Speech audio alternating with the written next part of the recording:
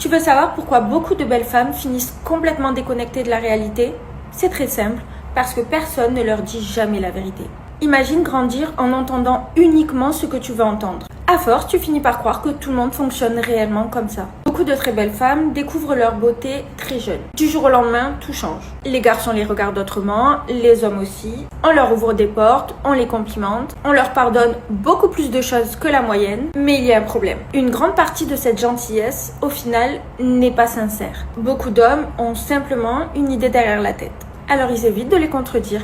Ils disent uniquement ce qu'elles veulent entendre. En gros, ils flattent leur ego parce qu'ils pensent que de dire la vérité leur ferait réduire leurs chances. Résultat, pendant des années, personne ne leur donne de retour vraiment honnête. Et quand personne ne te dit jamais non, tu finis par croire que tu as toujours raison.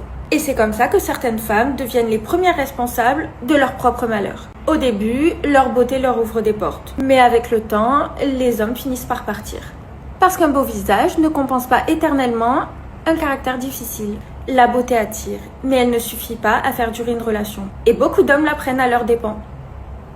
Les hommes n'ont besoin que 2 choses. Pas 30, pas 50, seulement 2. Retiens-les et tu rendras ton homme profondément heureux. La première, c'est la paix. Sois son refuge, pas un problème de plus. Toute la journée, il affronte le travail, la pression, la compétition et le poids des responsabilités. La dernière chose dont il a envie en rentrant le soir chez lui, c'est de commencer une nouvelle dispute. Il a besoin d'un endroit où il peut baisser sa garde.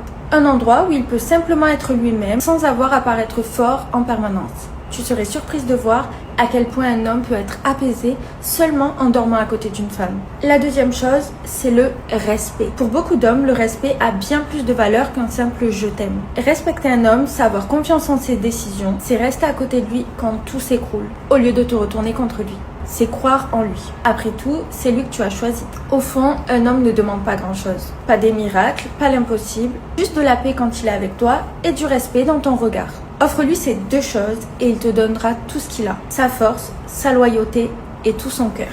Certaines femmes ont du mal à voir leur homme heureux. Voilà pourquoi. Quand un homme est heureux, il dégage de la confiance. Et la confiance, c'est une sorte de pouvoir. Le problème, c'est que si une femme ne se sent pas émotionnellement connectée à lui, ce pouvoir peut devenir intimidant. Elle peut avoir peur qu'il n'ait plus besoin d'elle, qu'il se sente heureux sans elle. Et c'est parfois là que les critiques commencent.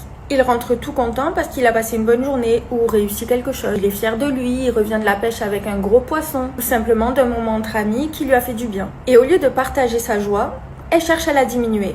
Pourquoi ? Parce que cette joie ne vient pas d'elle. Si elle se sent proche de lui, son bonheur devient aussi le sien. Mais à l'inverse, si ce lien n'est pas là, son bonheur peut être perçu comme une menace. Selon cette vision des choses, ce n'est donc pas le bonheur de l'homme qui pose problème. C'est le fait qu'il soit heureux sans elle, quelle qu'en soit la raison.